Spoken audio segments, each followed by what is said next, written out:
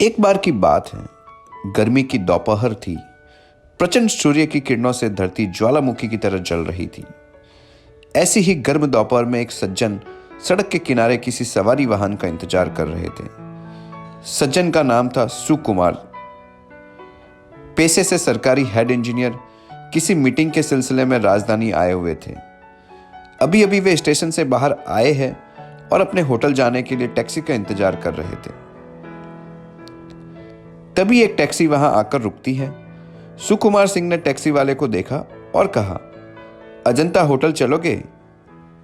Taxi वाले ने कहा, जरूर चलूंगा साहब, तभी तो रुका हूं। इंजीनियर साहब ने बोला, 200 रुपए दूंगा, ठीक है ना?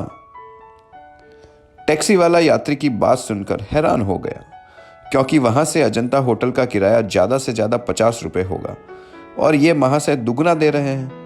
टैक्सी वाला इस बात से भी आश्चर्यचकित था कि रिवाज तो यह है कि यात्री पहले पूछता है किराया और फिर मोलभाव करता है।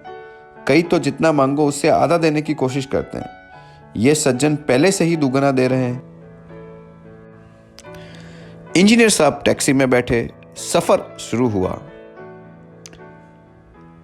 भाई आपकी उम्र क्या होगी? यही कोई 40।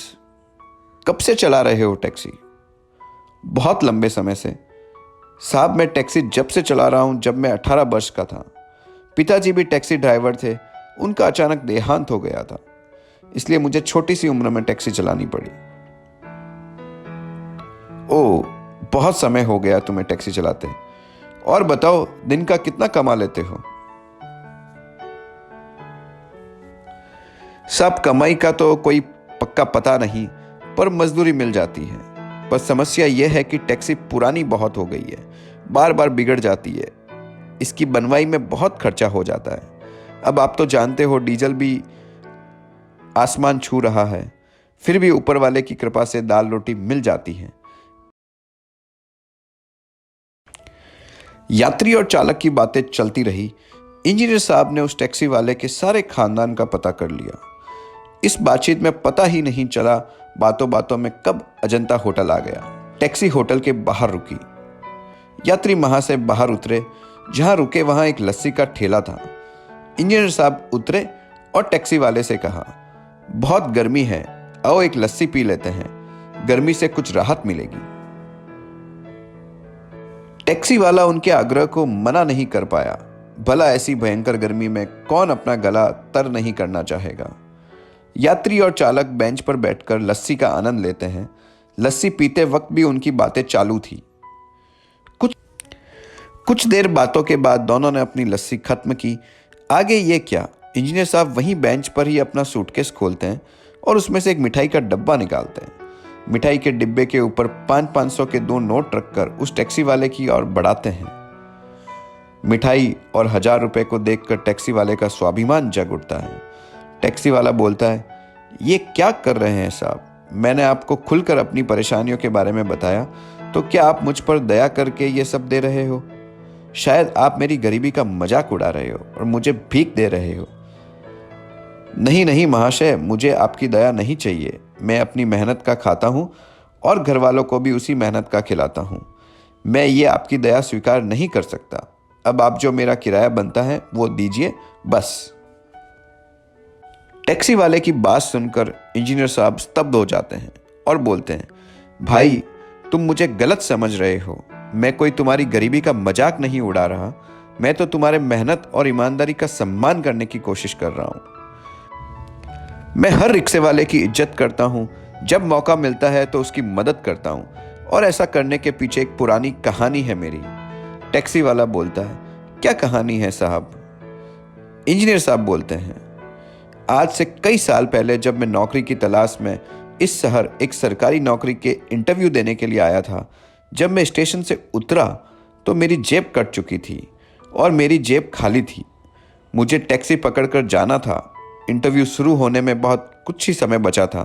बिना किराया कैसे पहुंचता इंटरव्यू के लिए? मैं बहुत मायूस चिंता में खड़ा था। तभी एक कम उम्र के टैक्सी वाले ने मेरे पास आया और कहा, बाबूजी कहाँ चलना है?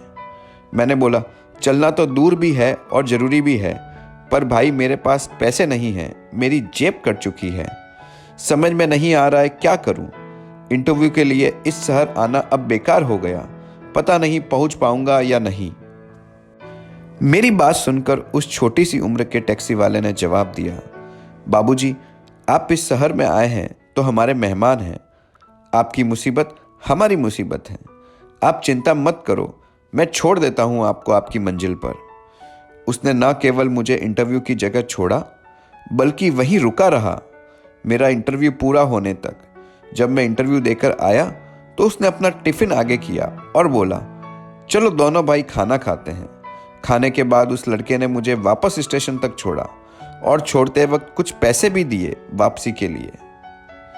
तुम्हें पता है, ये वही इंटरव्यू था जिसकी वजह से मुझे नौकरी मिली। यदि उस दिन वो मसीहा ना होता तो ना मैं सही समय इंटरव्यू देने के लिए पहुंच पाता और ना ही मुझे ये नौकरी मिलती। वो दिन ऐसा था कि भागा भागी में मैं उसका नाम और उसका पता ही पूछना भूल गया। आज वो मेरे सामने आ भी जाए तो ना मैं उसे पहचानूंगा और ना वो मुझे पहचान पाएगा। यह तो तय है कि वो होगा तुम्हारी उम्र का ही। इसलिए मैं जब कभी इस शहर में आता हूँ और हर तुम्हारी उम्र के टैक्सी वाले में मैं उसकी छवि देखता हूँ और उसकी मदद करता हूँ और अपनी राम कहानी सुनाता हूँ। शायद एक दिन मुझे मेरा मसीहा मिल जाए। मैं उस लड़के को भगवान समझता हूँ और तुम्हारी छवि में उसे देखकर अपने भगवान को कुछ प्रसाद चढ़ाना चाहता हूँ। यह कहकर इंजीनियर साहब ने फिर अपना प्रसाद उस टैक्सी वाले के आगे रखा, जिसे इस बार वो मना नहीं कर पाया। टैक्सी वाला अपनी सीट पर बैठा, टैक्सी स्टार्ट की। इंजीनियर साहब ने पूछा, आगे कब दर्शन दोगे भगवान? टैक्सी वाले ने हाथ हिलाया और टैक्सी आगे बढ़ाई और बोला, जब ऊपर वाला चाहेगा भक्त।